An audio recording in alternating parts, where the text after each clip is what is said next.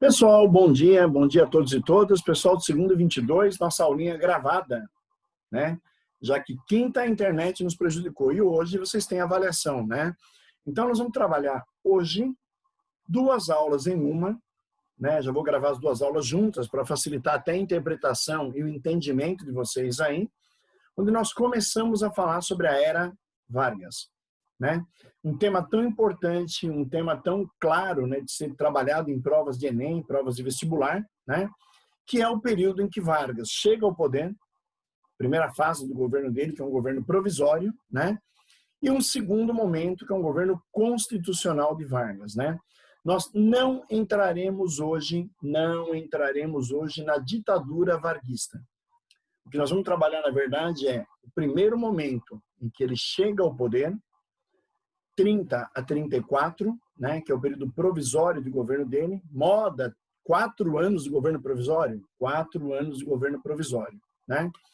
E depois o período de 34 a 37, que é um governo baseado na Constituição, na lei que Vargas criou, onde ele se elegeu constitucionalmente, ou seja, por via indireta, através da Assembleia Constituinte.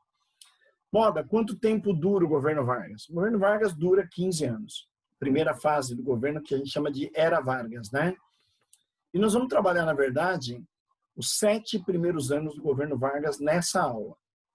Os outros 8 anos ali que vêm posteriormente são a ditadura varguista, que é onde ele oficializa uma ditadura no Brasil e vai governar como ditador o país. Basicamente, né, o que eu preciso entender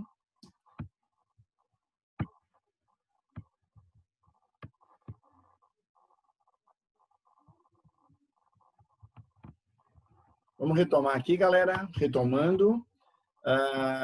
Houve uma falhazinha técnica aqui. Eu vou só recolocar aqui para nós, para a gente poder retomar, né, a questão da aula aí, em que a gente vai encaixar o Vargas dentro dessa lógica que eu estava falando agora. O Vargas faz parte, né, do que nós chamamos de populismo, do movimento populista, né, dos líderes populistas da América Latina. O que é um líder populista? O líder populista é um líder que se aproxima do povo, é um líder que manipula a população, um líder que tem um carisma muito forte, né? Um líder que sabe, né, de certa maneira, controlar o povo, trazer o povo para o seu lado e manter o governo. Então, o Vargas começa esse governo populista dele a partir de um governo provisório de 30 a 34, né, basicamente ali.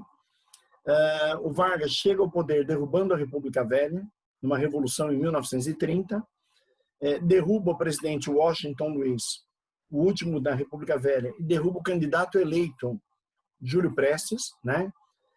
Segundo os tenentes, segundo a classe média urbana, a eleição de 29 havia sido roubada, fraudada. Logo após a eleição, o vice de Vargas, que havia sido derrotado na eleição, é assassinado, que é o João Pessoa.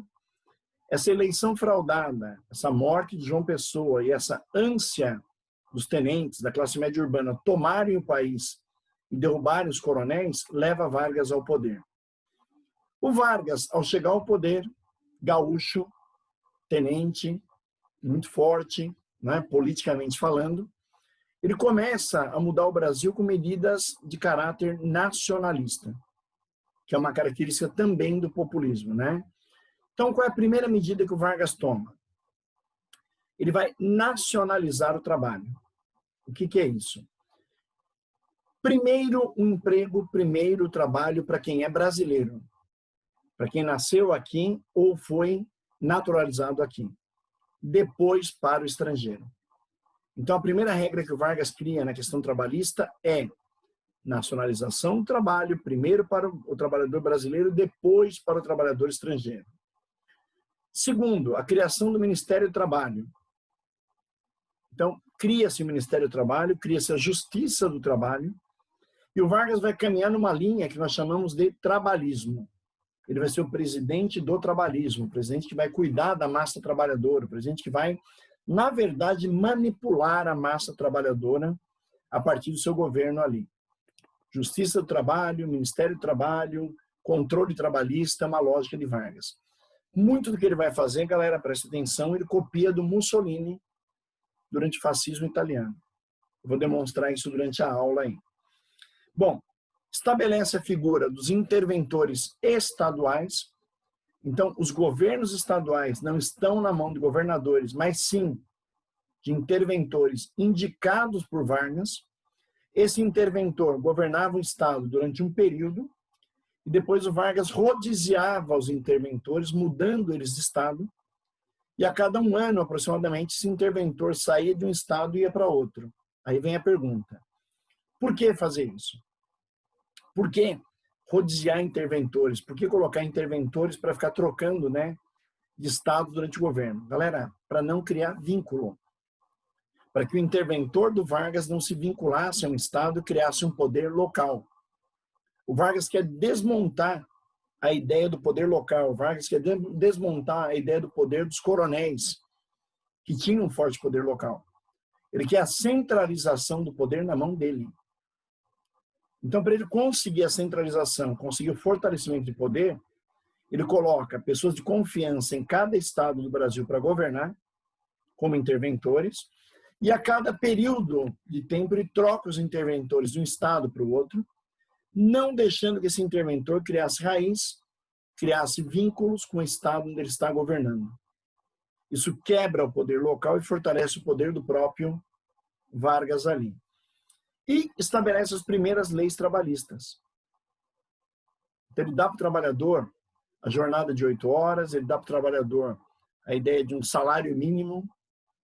Ele começa a estabelecer o processo de lei trabalhista aqui no Brasil. Galera, se a gente observar, toda política de Vargas, guardem, é uma premissa, vocês vão guardar isso o tempo inteiro, ela está baseada no trabalhismo, Ministério do Trabalho, Justiça do Trabalho, lei trabalhista, direito ao trabalhador, sim, e ao mesmo tempo, né, ele está vinculado à ideia de um governo nacionalista, de um governo centralizador, de um governo forte, né, que é uma tendência naquela época aos governos populistas da América Latina. Uma dica. Moda, para que serve o Ministério do Trabalho?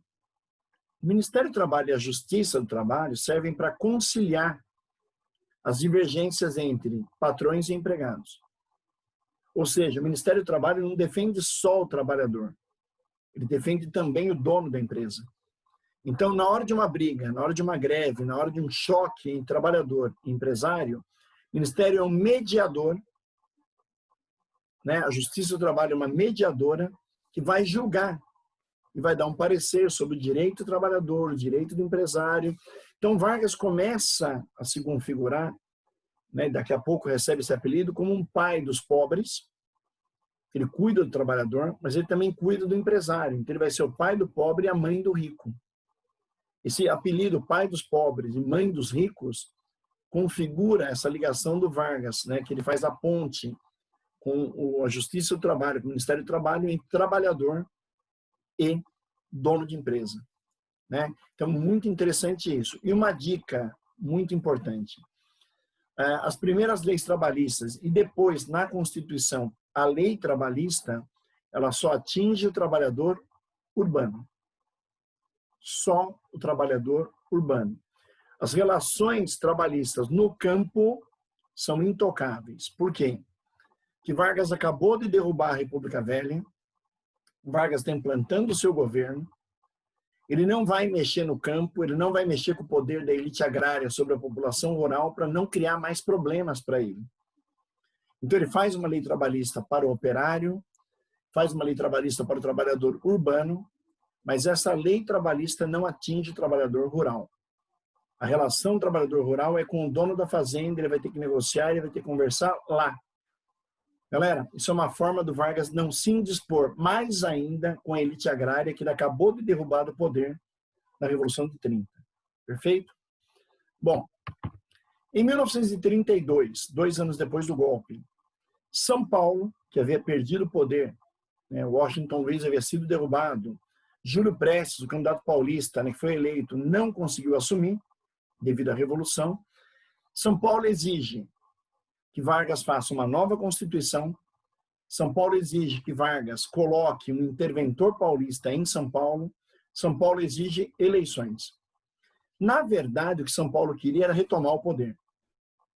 São Paulo criou uma estratégia de tentar derrubar Vargas, obrigando Vargas a fazer uma eleição direta.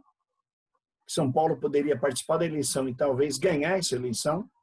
São Paulo queria um interventor que fosse de São Paulo para aumentar o poder aqui em São Paulo e queria que Vargas fizesse uma nova lei, uma nova Constituição. Bom, manifestações por São Paulo, jovens na rua, né, políticos paulistas pedindo para que Vargas cumpra, né, a ideia da Constituição, da eleição, cumpra a ideia de colocar um interventor de São Paulo para administrar São Paulo. Dentro desse movimento, né, de políticos, estudantes, intelectuais aqui de São Paulo contra o governo varguista, explode, né, uma revolução, uma luta armada, uma guerra civil. E o estopim dessa guerra civil entre Vargas e São Paulo é a morte de 4 estudantes, o Martins, o Miragaia, o Drauzio e o Camargo, durante uma manifestação em São Paulo em 1932, dia 23 de maio de 32. Tá? Essa manifestação acontecia no centro de São Paulo. Essa manifestação desceu, né, com uma manifestação pública até ali perto da região do Ibirapuera. Ali havia um batalhão do Exército Brasileiro, né? E durante a manifestação, esses jovens foram baleados, foram mortos com tiros por militares do Exército Brasileiro, né? A morte de Martins, Miragaia, Drauzio Camargo vira um símbolo da Revolução. Você pode perceber que a sigla MMDC, que lembra o nome dos 4 jovens, é usado no cartaz para convocar soldados de São Paulo para combater as tropas de Vargas. A guerra começa dia 9 de junho de 32. Por que 9 de julho? É o dia que São Paulo declara guerra às tropas de Vargas, ou seja, começa uma guerra civil.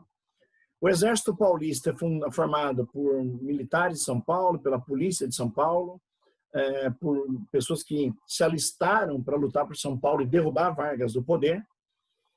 E nós temos aí um conflito de 3 meses, onde esse cartaz representa muito a ideia que o jovem paulista deveria se alistar e lutar em nome dos 4 que morreram nas manifestações do MMDC, né?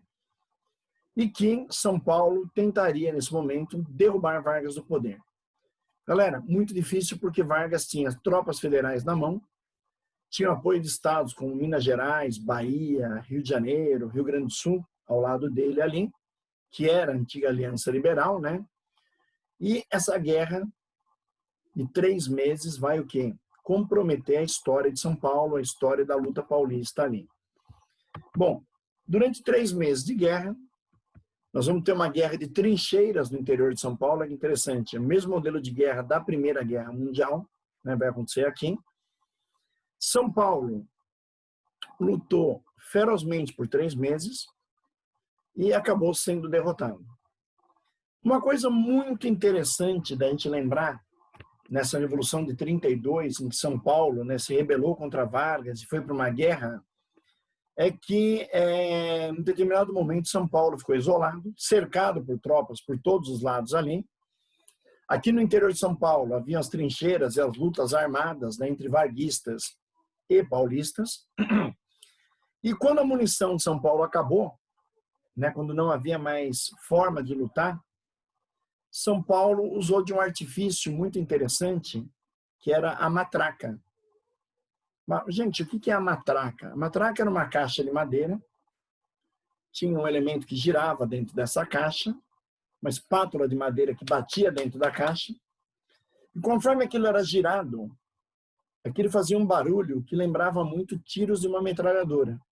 Então a matraca, eu vou fazer um barulhinho aqui, né? É como se eu batesse na madeira com outra madeira e fizesse esse barulho. Ó. Esse barulho de girar a matraca, aquele elemento bater, né, no meio da noite, no interior de São Paulo, numa guerra, dava a impressão que São Paulo tinha várias metralhadoras na mão e isso segurava o exército varguista. Então, durante pelo menos 1 mês, dos 3 meses de guerra, no último mês, São Paulo já não tinha mais munição, não tinha mais como lutar, né? São Paulo se utilizou da matraca. Segurou as tropas de Vargas com essa falsa arma, com essa ideia de que São Paulo tinha muita munição, muita arma ainda, e mesmo assim São Paulo perdeu essa guerra. A derrota na guerra, a morte de centenas de paulistas, né, durante a Revolução de 32, leva à construção lá no Ibirapuera, na entrada do Parque do Ibirapuera, do obelisco do Ibirapuera, onde você tem ali o túmulo dos soldados que morreram em 1932, dos heróis constitucionalistas de São Paulo, da Revolução Constitucionalista contra Vargas, né? Vargas, pressionado, mesmo vencendo a guerra, ele é obrigado a fazer uma nova lei para o Brasil. Então ele convoca uma Assembleia Constituinte em 33 e em 34 faz uma nova Constituição, que seria a segunda Constituição da República Brasileira. Nessa Constituição, Vargas coloca as leis trabalhistas agora constitucionais, salário, jornada de trabalho, aposentadoria, direito a férias, né? Tudo isso que compõe a lei, naquele momento ali. Estabelece um corporativismo sindical. O que é isso? Vargas passa a controlar os sindicatos, dominar os sindicatos, ou seja, se impor com o Estado sobre o sindicalismo. Então, nós vamos ter um sindicalismo que nós chamamos de pelego. O que é um sindicato pelego? Um sindicato que obedece o governo, obedece o Estado. Como é que Vargas conseguiu controlar os sindicatos? Simples. Ele inventou o imposto sindical, que era um dinheiro que era recolhido do trabalhador, da empresa, né? E era repassado pelo governo aos sindicatos para que eles pudessem sobreviver. E o Vargas, a partir do imposto sindical, ele fala o seguinte: ou o sindicato está com o Vargas, ou o sindicato não recebe a verba do imposto sindical. Aí você vai falar assim, mas como é que funcionava isso na época? Um exemplo. Vamos imaginar que um sindicato fosse chamar uma greve, naquele momento ali. Então o sindicato ia lá falar para os trabalhadores, olha, nós vamos pedir aí 20% de aumento numa greve que vai ser realizada ali. O Vargas chamava o sindicato, falava, olha, vocês não vão pedir 20% e não vai ter greve. Por quê? Porque eu não quero. Eu controlo vocês. Se vocês fizerem o que eu não quero, vocês não vão receber o imposto sindical, o dinheiro que o governo arrecadou e repassaria aos sindicatos ali, né? E aí o que o Vargas faz? Inteligentemente, o cara é um gênio. Ele nega para o sindicato a greve e o aumento de 20% que o sindicato queria e fala, ó, vocês vão voltar lá na categoria e vão pedir 10%. 20% não, vão pedir 10%.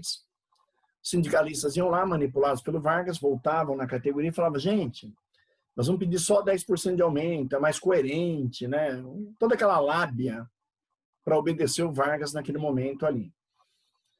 Quando os trabalhadores iam fazer o pedido do aumento de 10% oficialmente, ou supostamente haveria uma greve, alguma coisa assim, o Vargas aparecia como um herói e falava, né? Trabalhadores do meu Brasil, vocês pediram 10%, não darei.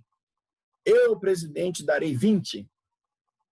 Quer dizer, ele manipulava de tal forma que o sindicato ficava na mão dele, o trabalhador ficava na mão dele, e ele virava um herói. Porque não dava o aumento que o trabalhador pedia, ele dava mais. Mas isso tudo combinado, tudo manipulado com os sindicatos na época que estavam na mão dele. Isso é o peleguismo. É um sindicato que não é combativo, é um sindicato que não vai brigar, é um sindicato que obedece o Estado, né? E, para piorar, ele cria uma regra. Para ser deputado no Brasil, você tem que representar uma classe trabalhadora, representar uma categoria trabalhadora, é um deputado classista. Então, todo deputado no Congresso Nacional era vinculado a um sindicato, ou uma organização sindical. Quer dizer, o Vargas controlava o sindicato e controlava também o Congresso Nacional, formado por esses deputados classistas aí. Quer dizer, ele está criando uma máquina dominada por ele.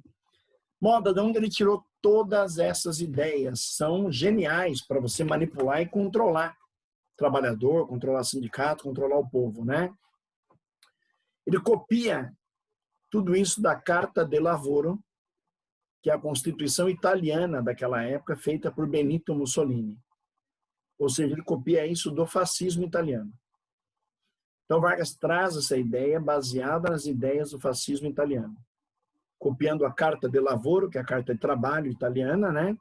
E trazendo para o Brasil a mesma ideia que o Mussolini criou lá. Do corporativismo do Estado sobre os sindicatos, domínio sobre os sindicatos, sobre o trabalhador, né? E de um congresso formado por lideranças ligadas ao sindicalismo, que é o deputado classista. Está tudo amarrado, tudo preso ao Vargas ali. Nessa mesma Constituição, estabelece o voto secreto. O eleitor não tem mais que ter 21 anos, é 18 anos agora para votar, ainda alfabetizado, lógico, né? Para a época. Estabelece o voto feminino. Moda, mulher não votava no Brasil? Já votava. Alguns estados brasileiros, a mulher votava já há alguns anos. Mas, constitucionalmente, uma regra para o país inteiro é criado em 34. Então, a mulher passa a votar oficialmente no Brasil pela Constituição em 34. Alguns estados do Nordeste, como o Ceará, por exemplo, a mulher já votava há muito tempo. O que ele fez é ampliar o direito de voto da mulher numa visão nacional, a partir da lei, né? Então, olha que interessante. Trabalhadores amam Vargas, perdeu a lei trabalhista. Sindicatos estão atrelados a ele. Congresso está preso a ele, porque são deputados ligados à vida sindical. O voto secreto era uma promessa tenentista. Ele amplia o direito de voto para 18 anos e não mais 21. E amplia muito o voto quando ele coloca, estabelece o voto feminino. Então, ele vai dar um up na questão de cidadania com o voto feminino, com o voto aos 18 anos, com o voto secreto, né, e tal. O Vargas é eleito pela Assembleia Constituinte, ou seja, não é eleito pelo povo, e governa de 34 a 37 de maneira constitucional. Marca eleições para 37, ou seja, em 37 haveriam eleições diretas, e essas eleições não vão acontecer. Por quê? Porque o Vargas vai manipular, o Vargas vai dar um golpe e vai montar uma ditadura em 37. Ou seja, ele já governa, se você analisar, de 30 a 34 provisoriamente, pela Constituição eleito de 34 a 37 constitucionalmente, e 37 a 45 ele vai montar a sua ditadura naquele momento ali, certo? Bom, como é que estava o Vargas no momento ali do governo constitucional dele? O Brasil vai viver uma bipolarização ideológica. Nós vamos ter aqui a extrema esquerda e a extrema direita aqui dentro do país. De um lado, né, os fascistas, do outro lado, os comunistas.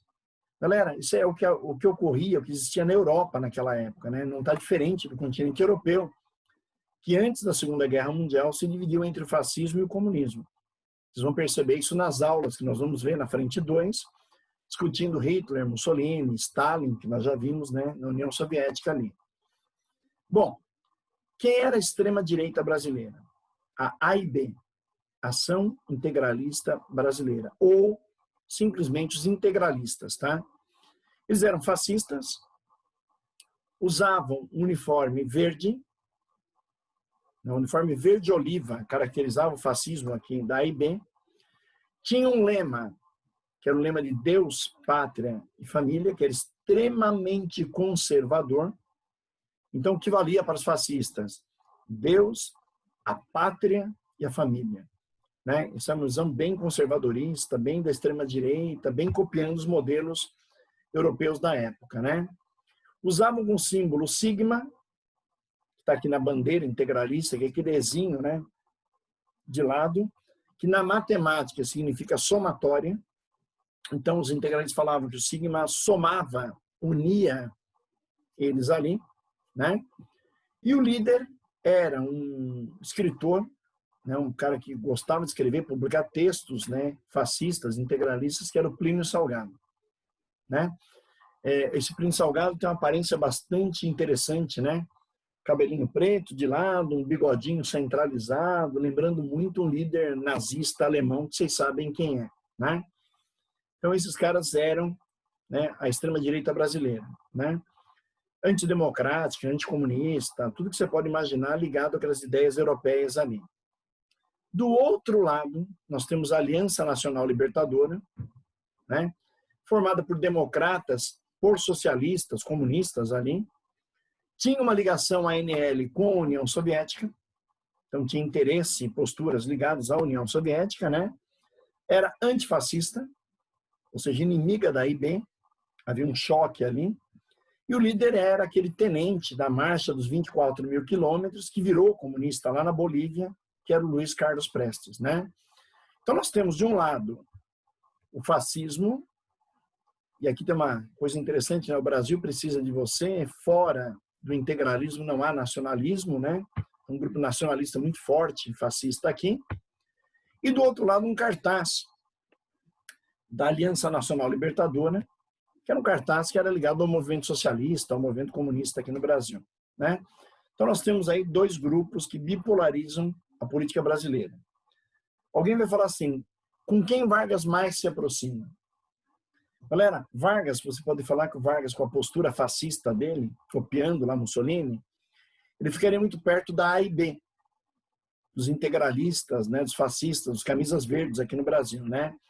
Na verdade, o Vargas não quer nem a AIB, nem a ANL. O que o Vargas quer, na verdade, é derrubar esses grupos todos aí e montar uma ditadura dele. Então ele precisa derrubar a ANL, que é o comunismo, e depois derrubar a AIB, que é a extrema-direita. E ele criaria um governo dele, um governo totalitário, um governo que o líder, ele, seria o grande chefe da nação, né? Uma coisa que eu esqueci de comentar, que é muito importante aí, os integralistas, aqui a AIB, né, camisa verde, Deus, Pátria e Família, Sigma no braço, né? Eles são os famosos caras que, ao se cumprimentarem, usavam aquela frase Anauê. Levantavam a mão numa posição nazi-fascista, né? E gritavam Anauê. O Anauê é uma palavra indígena que foi usada por eles, que significava somos irmãos. Então, a AIB se considerava uma irmandade fascista aqui no Brasil, né? E a ANL era a grande inimiga dela naquele momento ali. E como eu falei, Vargas, que poderia estar muito próximo da AIB, na verdade ele não quer nenhuma das duas, né? Ele quer derrubar uma, derrubar a outra e ele governar sozinho, um governo autoritário, né, ditatorial daqui a pouquinho ali. Em 1935, né, a ANL, a Aliança Nacional Libertadora, é fechada a mando do Vargas. A ANL é fechada, quer dizer, esse grupo político é proibido de funcionar porque o Vargas não deixou. Um deputado vai até o Congresso Nacional no Rio de Janeiro e grita, né, todo o poder à ANL, depois do fechamento dela. Isso incita a uma luta política no país, ou seja, a ANL vai começar a lutar contra Vargas. E há uma tentativa de golpe feita pela ANL, chamada de Intentona Comunista, uma tentativa de golpe comunista aqui no Brasil para derrubar o Vargas, né? O Prestes, que é esse cara aqui, simpático Luiz Carlos Prestes, aqui na época muito jovem ainda, né? Se une a socialistas, democratas, comunistas aqui no Brasil, tem apoio externo, apoio soviética, e junto com uma alemã judia, comunista, que havia fugido da Alemanha, estava na União Soviética e conheceu Prestes, eles vão organizar um golpe aqui no Brasil, que é a Olga Benário, que é essa simpática personagem que aparece aqui. Essa intentona comunista tinha o objetivo de derrubar o Vargas. E o Prestes acreditava, pelo prestígio dele junto ao tenentismo, do prestígio dele junto a comunistas, socialistas, democratas, que ele conseguiria parar o Brasil em 1935, numa grande greve geral, e junto com a greve geral ele teria apoio militar para derrubar o Vargas. O que aconteceu? Primeiro ponto. O apoio militar que ele esperava ter, ele não teve. Os militares ficaram ao lado de Vargas, que havia montado uma estrutura muito forte ali. A greve não aconteceu, e é fácil explicar por quê. Sindicatos dominados pelo Estado, corporativismo, que nós vimos agora há pouco ali, trabalhadores que haviam recebido a lei trabalhista, mulheres que haviam recebido o direito de voto. Quer dizer, o povo manipulado pelo Vargas não vai participar da intentona. Então, o Prestes convoca uma greve geral, que não vai acontecer. O Prestes convoca um levante armado para apoiar ele, que não vai ter o apoio. De todos que ele esperava apoio, apenas 2 batalhões apoiaram, 2 batalhões militares do Brasil inteiro apoiaram Prestes e foram todos presos na época por Vargas. O Prestes é obrigado, naquele momento que ele tenta o golpe e não dá certo, a fugir. Ele vai se esconder nas favelas do Rio de Janeiro, junto com a Olga Benário, com outros que lideravam a intentona comunista. O Vargas organiza uma polícia política, uma polícia para caçar os inimigos dele dentro do Rio de Janeiro, dentro do Brasil. Essa polícia política é liderada por um cara chamado Filinto Miller. E o Filinto Miller era um grande inimigo do Prestes. Por quê? Porque o Filinto Miller havia participado da coluna Prestes, né, daquela marcha de 24 mil quilômetros, e havia sido expulso da coluna Prestes pelo Luiz Carlos Prestes.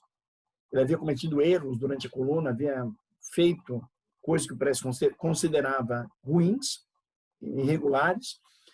E o Filinto Miller é o grande inimigo do Prestes, é o grande caçador do Prestes aqui no Brasil.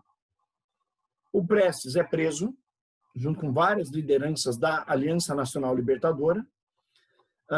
Prestes vai ficar na cadeia por 9 anos.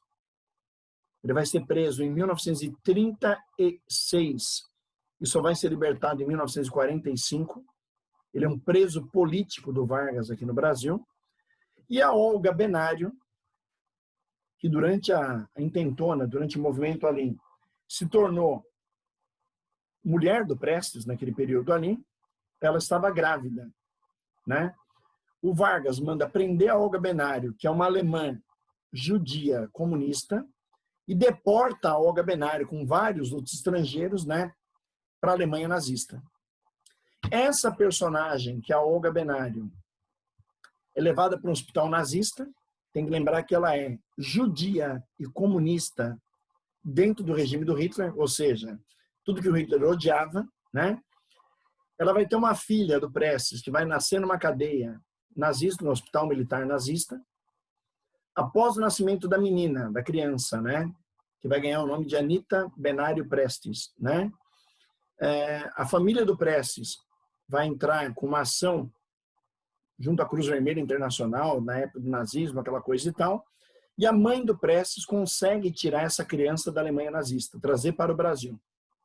Então, a filha do Prestes, com a Olga Benário, vai ser salva pela mãe do Luiz Carlos Prestes. Ele na cadeia e a Olga lá.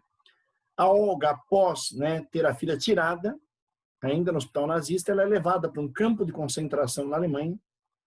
E ela será morta numa câmara de gás durante o quê? O Holocausto Judeu.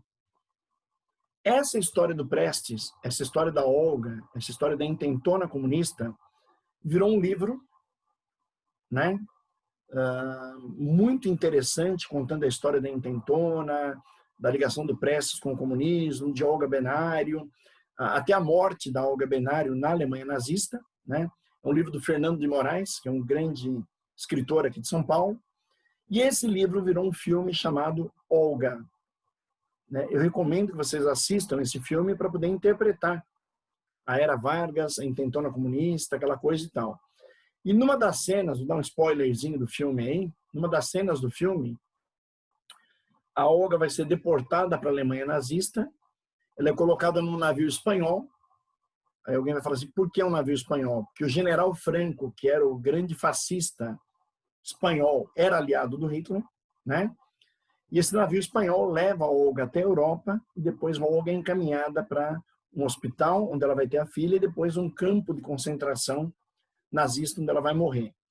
Eu tive o privilégio de ter aula com a filha de Olga Benário, né, com a Anita Benário Prestes, né, que é professora, né, foi professora da Federal do Rio de Janeiro ali, e que é uma pessoa altamente, né, ligada a essa história do Prestes, da Olga, da ditadura varguista, aí, contando toda essa lógica histórica daquele momento ali. Bom, o Vargas usa a suposta ameaça, né, de um golpe comunista que iria tomar o Brasil para organizar o governo ditatorial dele ali, né? Ele alega, em 1936, que ele localizou um plano comunista para tomar o Brasil, que seria o Plano Cohen, e segundo esse plano comunista que o Vargas diz ter encontrado, né, os comunistas iam tentar derrubar o governo dele durante as eleições de 1937. Esse plano não existiu, gente, esse plano é falso. Esse plano foi usado por Vargas para organizar o governo ditatorial dele, colocando na cabeça do povo que havia uma ameaça comunista no Brasil, né? Ele usa a propaganda de um golpe ou de um ataque comunista como um argumento para montar uma ditadura. Ou seja, o medo do comunismo vai ser usado para fortalecer Vargas e para que ele monte a ditadura dele. Em 1937, ele cancela as eleições, alegando que havia uma ameaça de um golpe da esquerda aqui no Brasil. Ele cria uma nova Constituição, ele impõe, outorga uma nova Constituição chamada de Polaca, apelidada de Polaca, porque ela se inspira na Constituição fascista polonesa da época, né? E implanta um regime ditatorial no Brasil. Em 1937, começa a ditadura de Vargas, né, salvando o povo do comunismo, e o Vargas governa de 1937 a 1945, até o final da Segunda Guerra Mundial, na ditadura que nós chamamos de Estado Novo. Estado Novo, é a ditadura varguista. Aqui você tem o Correio da Manhã, que é um jornal do Rio de Janeiro na época, da capital do Brasil, né? Onde tem aqui ó, as instruções do Comintern, que era, né, o governo comunista lá na Rússia, né, na União Soviética, para uma ação de seus agentes contra o Brasil. O tenebroso plano foi apreendido pelo Estado-Maior do Exército, que é o Plano Cohen. Galera, quem fez o Plano Cohen? O Plano Cohen foi feito pela AIB, pelos integralistas, e dado na mão do Vargas, para que o Vargas usasse esse plano para acabar com o comunismo no Brasil, implantar a ditadura, né? Imagine que o Vargas vai chegar com esse Plano Cohen, pronto, encadernado, bonitinho, e até parece, né, que alguém comunista ia preparar um plano e deixar encadernado para alguém achar, né? Mas Vargas usa isso, manipula a população, manipula a imprensa, controla, de certa maneira, toda a estrutura brasileira ali e coloca que a ameaça do comunismo obriga ele a implantar uma ditadura e salvar o Brasil do comunismo. O povo aplaude, o povo é manipulado, o povo cai nessa armadilha do Plano Cohen e aceita Vargas como ditador. Ou seja, ele vai ser um ditador com apoio do povo, com apoio popular. E a partir de agora acabou toda a liberdade no Brasil. Ele vai ter um regime altamente ditatorial, repressivo, opressivo, violento, controlador, que nós vamos estudar na nossa próxima aula, em sala de aula. Galera, então nós trabalhamos aí 2 aulas da frente 1. O primeiro, o governo provisório, do golpe de 30 até a Constituição de 34, certo? Passando pela rebelião de São Paulo, né, pela luta constitucionalista paulista ali, e o governo constitucional de 34 a 37, onde Vargas vai ter 2 grupos disputando o poder no Brasil, os integralistas da IB e os comunistas da ANL, né? Essa bipolarização que não interessa ao Vargas, nenhum nem o outro. E, lógico que essa ameaça comunista, da intentona comunista que o Vargas enfrenta, Prestes enfrenta a Olga Benário, derruba o suposto golpe comunista ali, e em 36, usando o medo do comunismo, usando um suposto plano que nós sabemos que nunca existiu, que é falso, que é o Plano Cohen, né?